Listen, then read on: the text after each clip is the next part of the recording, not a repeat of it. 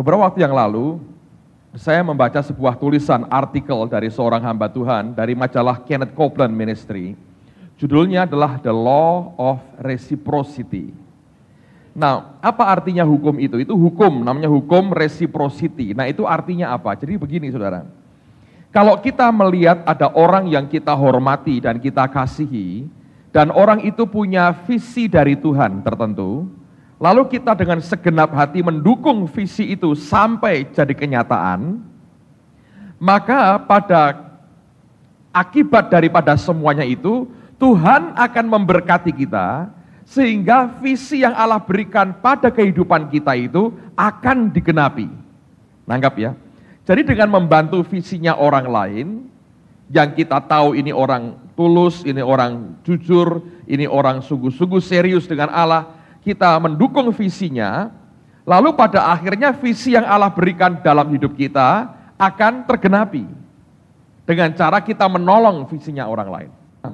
Malam hari ini, seperti tadi pagi, saya mau ngajar sesuatu yang penting sekali. Ini hal baru. Dan saya ingin mempraktekkan dalam kehidupan saya, sudah saya mulai praktekkan. Nah, saya minta Anda perhatikan baik-baik apa yang saya mau bagikan pada sore ini, karena ini hal yang baru, supaya tidak terjadi kebingungan atau confusion. Oke? Dan kalau Anda berani ngikuti, saya mau ajak Anda gila-gilaan dalam Tuhan, tapi Anda harus beriman, Anda harus percaya. Nah, kalau ini terjadi, ini yang saya rindukan, saudara. Tahun depan, tahun 2001, kita semua akan jadi penuai-penuai yang gila-gilaan. Tadi sore Tuhan ngomong sama saya gini, aku jadiin kamu itu apa? Mesin penuai, tahu mesin? Itu bukan cuma orang satu bawa sabit, mesin. Terus dia bilang, lihat yang kamu bisa buat di dalam aku. Itu mesin penuai itu kalau kerja, ribuan orang bawa ke dalam kerajaan surga. Puluhan miliar bawa ke kerajaan surga. Bayangin, itu mesin, saudara. Kalau cuma nyabiti sedikit, kalau mesin, nah, tapi kita harus ngerti dasar firman-Nya. Bagian dari apa yang saya mau sampaikan itu adalah ini, saudara. Saya terus terang ini bergumul cukup lama ya. Saya tidak menutup mata melihat banyak orang Kristen mengalami kesulitan dalam hal keuangan. Itu realita, itu fakta yang saya lihat di banyak tempat, di banyak pribadi. Dan itu saya bertanya, Tuhan, kenapa ya ketika kesulitan datang, masalah melanda, kenapa masih banyak orang Kristen yang kena akibat atau kesulitan dalam hal keuangan? Dan saya sebagai gembala, saya kan nggak bisa tutup mata dengan pergumulan yang saya lihat dalam kehidupan beberapa saudara. Saya berkata, nggak beriman, nggak bisa gitu.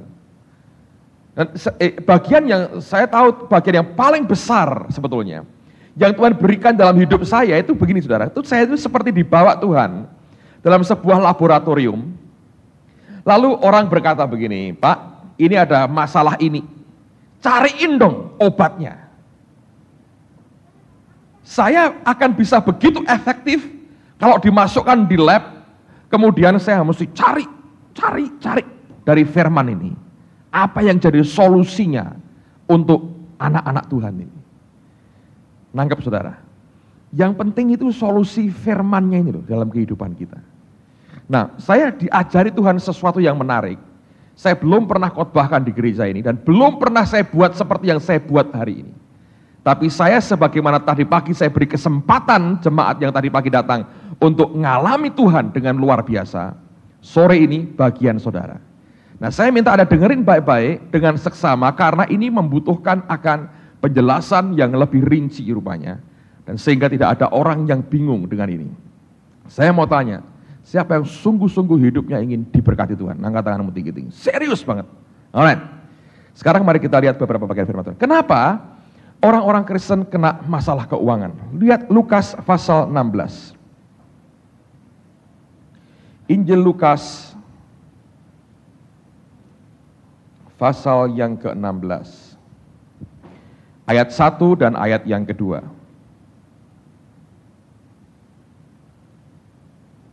Lukas 16 ayat 1 dan ayat yang kedua. Tadi sore saya ngobrol dengan Ibu Indri lewat telepon. Saya sudah khotbah berapi-api tentang bagian ini. Dan dia semangat sekali. Dia wow, wow, wow. Nah hari ini kalau Anda bisa wow, wow, wow, luar biasa. Setelah wow, wow, wow, dia memberikan saran kepada saya, bagus sekali. Dia tanya, itu BMW-nya nggak mau ditabur di Sakura nomor 1? Dan Anda menuai seri 5, belum disuruh Tuhan. Soalnya cari di Mawar nggak dapat, cari Sakura dia rupanya. Alright. Lukas 16 ayat 1 dan 2. Dan Yesus berkata kepada murid-muridnya, ada seorang kaya yang mempunyai seorang apa? Bendahara. Bahasa Inggrisnya steward atau pengelola. Kepadanya disampaikan tuduhan bahwa bendahara itu menghamburkan miliknya, milik tuan itu. Lalu ia memanggil bendahara itu dan berkata kepadanya, apakah yang kudengar tentang engkau? Berilah pertanggungan jawab atas urusanmu, sebab engkau tidak boleh lagi bekerja sebagai bendahara. Nah dengar baik-baik saudara, ini masalah. Dengan kata lain si bendahara ini dipecat. Kesalahannya apa? Dia menghamburkan harta milik tuannya.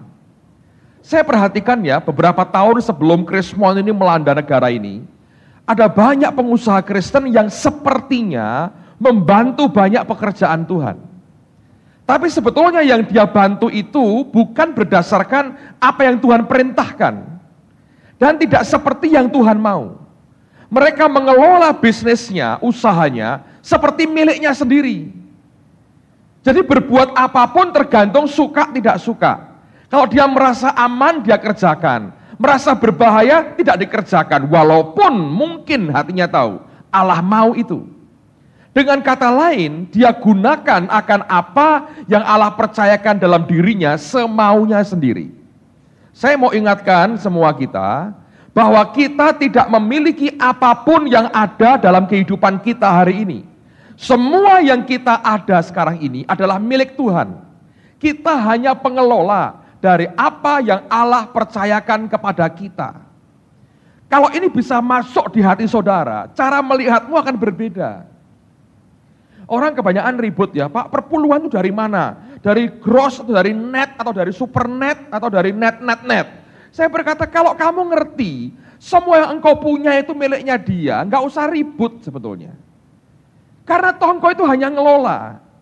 Begitu engkau pakai sendiri, engkau hamburkan sendiri, engkau berurusan dengan yang empunya kekayaan itu. Nah, kalau kita diberi Tuhan kepercayaan, ada bisnis, ada pekerjaan, kita memakai semau kita. Dengar baik-baik saudara. Sama dengan kita menghamburkan apa yang menjadi miliknya Allah. Nanti pada titik kulminasi tertentu, titik puncak tertentu, Allah akan berkata, aku nggak bisa percaya lagi dengan kamu. Disitulah saatnya Tuhan berkata, selesai tugasmu, Anda dipecat, itulah saatnya, itu pintu anugerah keuangan tiba-tiba berhenti. Lalu kita mulai kolaps, saudara. Dan kita berkata, loh Tuhan kok begini? Tadinya kan luar biasa, karena kita menggunakan uang Tuhan semau kita sendiri. Nah, sikap ini akan tercermin begini saudara ya. Kalau Anda dan saya melihat kata persembahan atau apapun yang intinya diminta oleh Allah, lalu kita timbul perasaan tidak suka di hati kita. Perasaan marah, perasaan curiga, perasaan ketakutan, itu tanda bahwa kita masih belum tahu bahwa yang kita ada ini bukan milik kita, tapi miliknya dia. Coba buka Matius 25. Ayat 24 dan 25. Matius pasal 25, ayat 24 dan 25. Ini cerita tentang talenta. Ada yang diberi 5, diberi 2, diberi 1. Yang 5 jadi 10, yang 2 jadi 4. Yang 1 dia simpan, dia timbun dalam tanah. Nah, saya mau bacakan dulu ayat 24 dan 25, lalu saya akan bacakan terjemahan dari The Living Bible. Dikatakan kini datanglah juga hamba yang menerima 1 talenta itu dan berkata, Tuan, aku tahu bahwa Tuan adalah manusia yang kejam, yang menuai di tempat di mana Tuan tidak menabur, dan yang memungut dari tempat di mana Tuan tidak menanam. Karena itu aku takut dan pergi menyembunyikan talenta Tuan itu di dalam tanah. ini terimalah kepunyaan Tuhan. Now, the Living Bible mengungkapkan dengan terjemahan yang agak tajam sekali. Hamba ini berkata begini, Sir, I was afraid, aku ini takut Tuhan, you would rob me of what I earn. Engkau akan merampok hasil kerjaku. Dia berkata, Tuhan, aku takut nih. Kalau engkau berikan aku 1 talenta, ntar aku kerjakan, hasilnya engkau ambil. Kan aku yang ngerjain. Dia berkata, aku takut mau ngerampok aku. Dia berkata, I was afraid you would rob me of what I earn. Aku takut engkau ngerampok apa yang aku kerjakan. Jadi kalau Anda merasa Tuhan suka merampok hasil kerjamu, kan banyak orang berkata gini, gereja ini enak-enakan, awake dhewe kon kerja, perpuluhannya kon ngeki. Betul nggak? Pernah dengar orang ngomong itu? Persis hamba yang jahat omongannya. Dia belum menyadari bahwa semua yang kita punya adalah Tuhan yang punya. Taman Eden, saudara, tidak pernah diserahkan kepada Adam dan Hawa. Disuruh hanya mengusahakan dan memelihara. Tetap Tuhan yang punya. Buktinya, waktu mereka berdosa, Tuhan ngusir mereka. Nah kalau diserahkan Adam dan Hawa, begitu mereka berdosa, mereka ngusir Tuhan. Ngerti gak saudara? Yang punya kan yang ngusir. Masa ada tamu datang ke rumah Anda, mertamu berkata, saya mertamu di sini ya, minta minum dong, saya kasih minum. Nah sekarang tuan rumah pergi. Ini kan orang nggak genah tau saudara. Yang merasa memiliki yang berhak ngusir. Itu hanya ada di dagelan yang nggak begitu saudara. Tuhan yang punya Taman Eden, makanya Allah ngusir mereka. Bukan Tuhan diusir. Nah kalau Eden diberikan Adam Hawa, maka Alkitab akan berkata, maka Adam kemudian mengusir, menghardik Tuhan. Nah itu karena haknya dia. Tapi Taman Eden tidak pernah diberikan kepada manusia, hanya mengusahakan dan memelihara. Allah yang tetap punya, sehingga waktu mereka melanggar perintah Tuhan, Allah yang punya hak ngusir mereka. Nah ada orang-orang yang merasa bahwa ini milikku, salah. Ulangan mengatakan bahwa Tuhanlah yang memberikan kita kuasa untuk memperoleh kekayaan, the power to get wealth. Ngerti saudara? Nah, kalau ini diberikan Tuhan kuasanya, itu oleh karena dia mau kita diberkati. Tapi kalau kita diberkati bukan karena kekuatan kita, tapi Tuhan yang membuat kita memiliki yang sekarang kita ada. Coba buka ya, Ulangan 8. Ayat 17 dan 18. Ini kesalahan dari hamba yang jahat ini, saudara. Sudah dapat cuma 1, curiga lagi sama Tuhan. Habis, saudara, kalau begini. Ulangan 8, ayat 17 dan ayat yang ke-18. Lihat tegas sekali. Dikatakan begini. Maka janganlah kau katakan dalam hatimu, kekuasaanku dan kekuatan tangankulah yang membuat aku memperoleh kekayaan ini. Tetapi haruslah engkau ingat kepada Tuhan Allahmu, sebab, dengerin, dialah yang memberikan kepadamu kekuatan atau kuasa untuk memperoleh kekayaan, dengan maksud meneguhkan perjanjian yang diikrarkannya dengan sumpah kepada nenek moyangmu seperti sekarang ini. Jadi kalau kita ini kerja, kita berhasil diberkati keuangannya, bukan karena kekuatan tangan kita. Allah yang memberikan the power to get wealth, kuasa untuk memperoleh kekayaan. Nah hamba yang jahat ini berkata, kamu ngerampok, ini kan hasil kerjaku. Dia tidak mengerti hasil kerjanya pun karena Allah memberikan dia kuasa untuk memperoleh kekayaan. Nah kenapa banyak pengusaha Kristen kolaps saudara, kena krismon diantaranya menurut saya. Karena mereka menggunakan uang yang Allah percayakan semaunya sendiri. Kelihatannya sih dermawan sekali, nolong sana, nolong sini. Tapi secara keseluruhan kalau dilihat, dia jadi tuan atas harta yang Allah percayakan. Dia bukan bendahara yang baik. Nanggap saudara, dipecat habis saudara.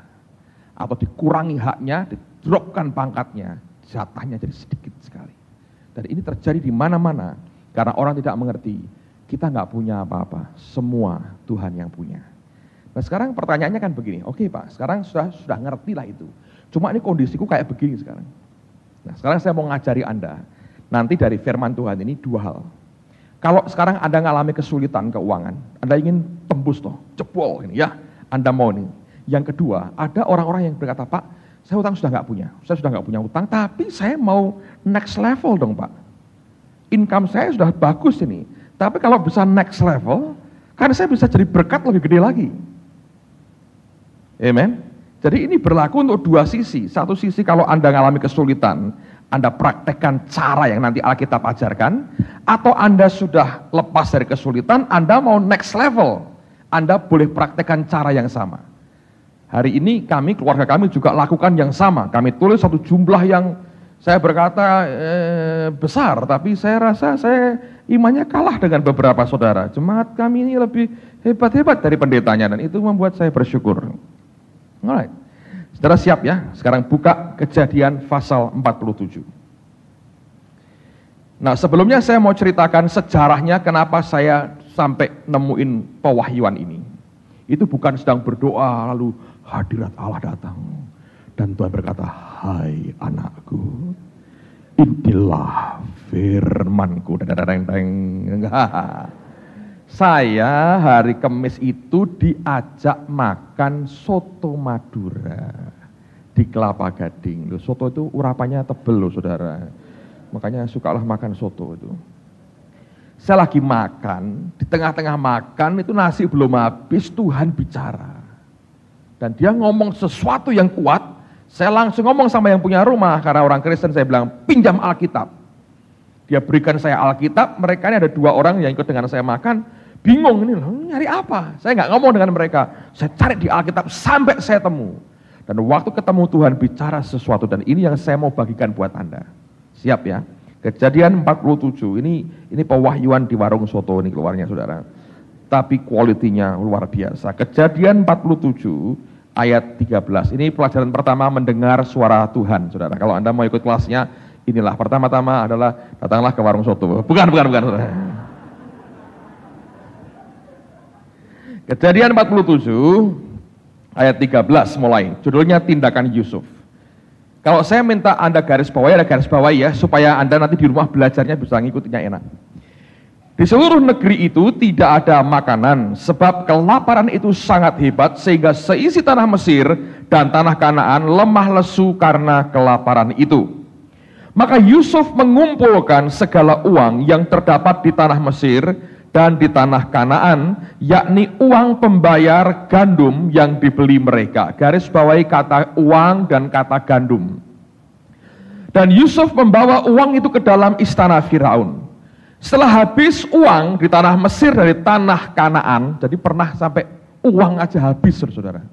Ya, datanglah semua orang Mesir menghadap Yusuf serta berkata, "Berikanlah makanan kepada kami." Garis bawahi kata makanan. "Mengapa kami harus mati di depanmu? Sebab tidak ada lagi uang." Oke, garis bawahi juga kata uang yang tidak ada lagi itu. Jawab Yusuf, "Jika tidak ada lagi uang, berilah ternakmu, maka aku akan memberi makanan kepadamu sebagai ganti ternakmu itu." Garis bawahi juga kata ternak dan kata makanan. Lalu mereka membawa ternaknya kepada Yusuf, dan Yusuf memberi makanan, garis bawahi lagi, kepada mereka ganti kuda, kumpulan kambing domba, dan kumpulan lembu sapi, dan keledainya. Jadi disediakannya lah bagi mereka makanan, garis bawahi lagi kata makanan, ganti segala ternaknya pada tahun itu. Setelah lewat tahun itu datanglah mereka kepadanya pada tahun yang kedua, serta berkata kepadanya, "Tidak usah kami sembunyikan kepada tuanku bahwa setelah uang kami habis, dan setelah kumpulan ternak kami menjadi milik tuanku, tidak ada lagi yang tinggal yang dapat kami serahkan kepada tuanku selain badan kami dan tanah kami." Berhenti dulu saudara. Sampai di sini kalau Anda perhatikan ya, dengar baik-baik. Ini kesalahan juga dibuat banyak orang Kristen. Selalu ketika mereka datang ke Yusuf, nah Yusuf itu datang ke sana karena Tuhan.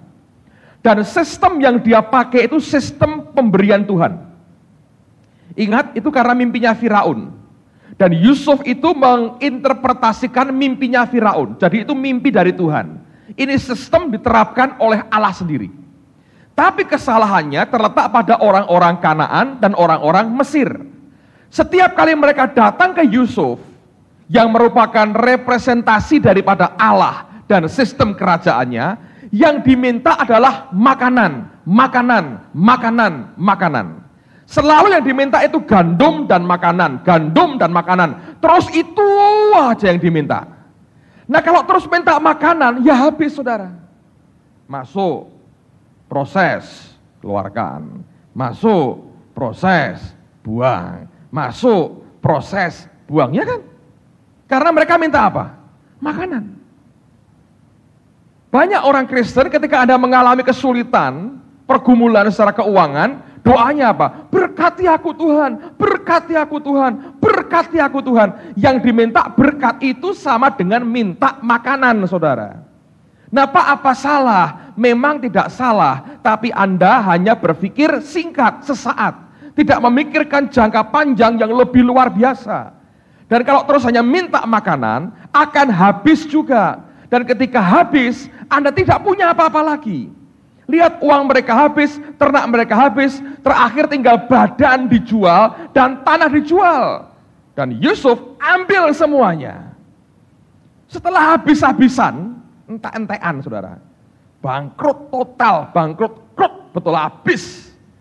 Nggak ada apa-apa lagi. Mereka mulai pinter. Sekalipun agak terlambat sebetulnya, tapi tetap ini nolong. Dan ini kalau kehikmat yang mereka terima, Anda dan saya berani terapkan, luar biasa. Terus baca lagi ayat berikutnya.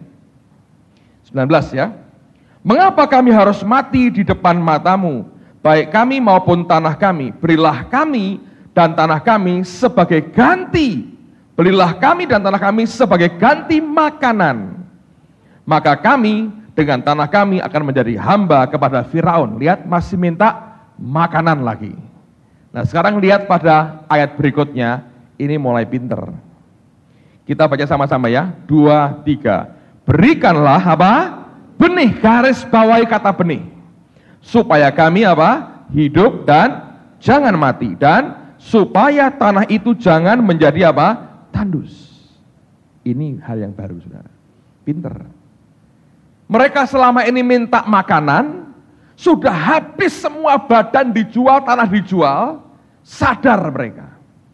Ini kalau habis ini nggak punya apa-apa lagi, makan lagi, habis lagi. Terus mereka minta apa? Benih. Ini yang saya mau ajarkan buat saudara. Oke ya, nanti saya jelaskan, kita teruskan dulu. Ayat berikutnya. Lalu Yusuf membeli segala tanah orang Mesir dan Firaun, sebab orang Mesir itu masing-masing, maaf untuk Firaun, sebab orang Mesir itu masing-masing menjual ladangnya karena berat kelaparan itu menimpa mereka. Demikianlah negeri itu menjadi milik Firaun, dan tentang rakyat itu diperhambakannya mereka di tanah Mesir dari ujung yang satu sampai ke ujung yang lain.